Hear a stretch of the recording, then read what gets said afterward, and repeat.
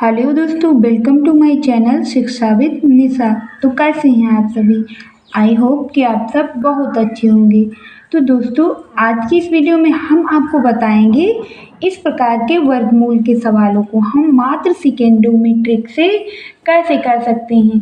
तो यदि आपको जानना है इस प्रकार के सवालों को मात्र सेकेंडों में हम ट्रिक के साथ कैसे करेंगे, तो आप हमारी वीडियो को पूरा अंत तक जरूर देखें, क्योंकि यह छोटी सी वीडियो आपको बहुत कुछ सिखा देगी। और दोस्तों, आप सभी से एक रिक्वेस्ट है, यदि आप चैनल पर नए हैं तो चैनल को सब्सक्राइब कर लें और बेल आइकन को प्रेस कर लें, क्योंकि इस चैनल पर हम ऐसी ही टिप एंड ट्रिक्स की वीडियो लाते रहते हैं। तो इस चैनल को सब्सक्राइब जरूर कर लें। तो चलते हैं और बिना देरी के इस वीडियो को स्टार्ट करते हैं। तो यहाँ हम फर्स्ट सवाल को लेंगे। यहाँ देखेंगे रूट के अंदर 56 प्लस रूट के अंदर 56 प्लस रूट के अंदर 56। तो इसका आंसर क्या होगा? तो यहाँ हम देखेंगे कि इसका आंसर करने के लिए हमें इस 56 को किसी दो ऐसे गुणनखंडों में तोड़ना है जिसके बीच अंतर 1 का हो। यानी उन दोनों गुणनखंडों का गुणा करें तो हमें 56 प्राप्त हो, घटाएं तो हमें 1 प्राप्त हो और गुणा करें तो 56 प्राप्त हो। तो इसके हमें ऐसे कौन से गुणनखंड मिलेंगे? तो 7 अट्ठे 56 होगा, यानी 7 और 8, यानी 7 अट्ठे 56 होगा। यदि इसका गुणा करेंगे तो हमें 56 प्राप्त होगा, और यदि 8 से हम 7 को घटा देंगे तो हमें 1 प्राप्त हो जाएगा।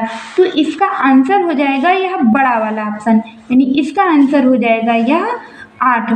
यहाँ 8 होगा क्योंकि यहाँ संख्याएं प्लस में दी हुई हैं, और यदि यही संख्याएं माइनस में दी हुई हों तब इसका आंसर क्या होगा, तो हम इसे भी आपको बताएंगे। यहाँ तो 12 को हमें दो ऐसे गुणनखंडों में तोड़ना है ताकि यदि हम इनका गुणा करें तो हमें 12 प्राप्त हो, यदि घटाएं तो हमें 1 प्राप्त हो। तो यहाँ हम इसके गुणनखंड कर देंगे 4 तिया 12, यानी 4 तिया 12। तो यदि हम इनका गुणा करेंगे तो 12 प्राप्त होगा, और यदि 4 से हम 3 को घटा देंगे तो हमें कितना प्राप्त होगा, तो 1 प्राप्त होगा। तो इसका आंसर वो हो जाएगा यह छोटा वाला ऑप्शन, क्योंकि यहाँ जो संख्याएं दी हुई हैं वह माइनस में दी हुई हैं। तो इसका आंसर हो जाएगा 3। इस प्रकार हमने जाना कि यदि कोई भी संख्या प्लस में दी हुई है और उसके गुणनखंड हमें इस प्रकार प्राप्त हो रहे हैं तो उसका आंसर यह बड़ी वाली संख्या हो जाएगी, और यदि माइनस दिया हुआ है तो हमारा आंसर हो जाएगा छोटा वाला ऑप्शन, यानी छोटी संख्या। लेकिन यदि हम इस अगले सवाल को देखेंगे, रूट के अंदर 14 प्लस रूट के अंदर 14 और प्लस रूट के अंदर 14, तो इस सवाल में यदि हम इस प्रकार के गुणनखंड को ढूंढेंगे हमें यहाँ नहीं मिलेगा। मतलब 14 के कोई ऐसे गुणनखंड नहीं है जिसे हम यदि घटाएं तो 1 प्राप्त हो और गुणा करें तो 14 प्राप्त हो।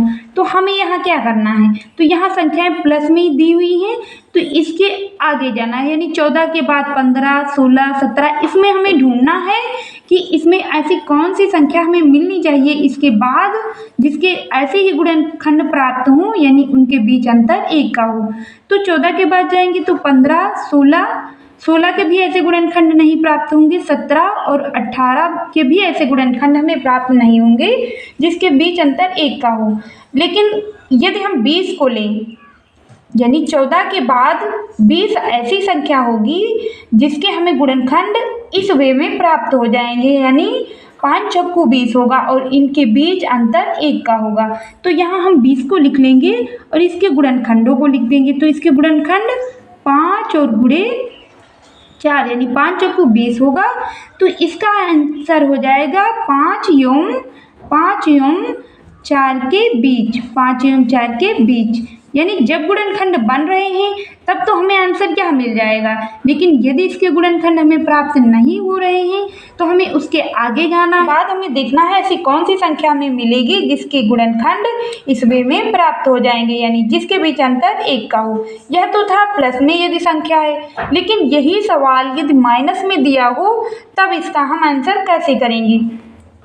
तो अब हमें इसके आगे नहीं जाना है, अब हमें आना है इसके पीछे। जो 14 के पहले हमें ऐसी कौन सी संख्या मिलेगी जिसके हमें गुणनखंड प्राप्त हों और उनके बीच अंतर 1 का हो।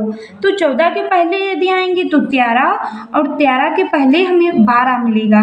तो 12 के यदि हम गुणनखंड करेंगे तो क्या प्राप्त होगा, तो 4 और 3, तो 4 यहाँ 4 और 3 प्राप्त होंगे।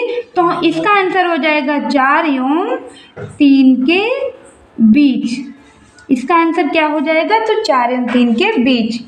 इसी प्रकार इस अगले सवाल को हम देखेंगे तो 5 प्लस रूट के अंदर 5, तो इसका आंसर क्या होगा, तो 5 के बाद हम देखेंगे हमें कौन सी ऐसी संख्या मिल रही है जिसके गुणनखंड के बीच अंतर 1 का हो। तो 5 के बाद 6 को लेंगे, तो 6 को हम ले लेंगे और 6 के यदि गुणनखंड हम करेंगे तो 3 दूनी 6 हमें प्राप्त होगा, यानी 2 3 6 यहाँ प्राप्त होगा। और यदि घटाएंगे तो हमें क्या प्राप्त होगा, तो अंतर 1 प्राप्त हो जाएगा।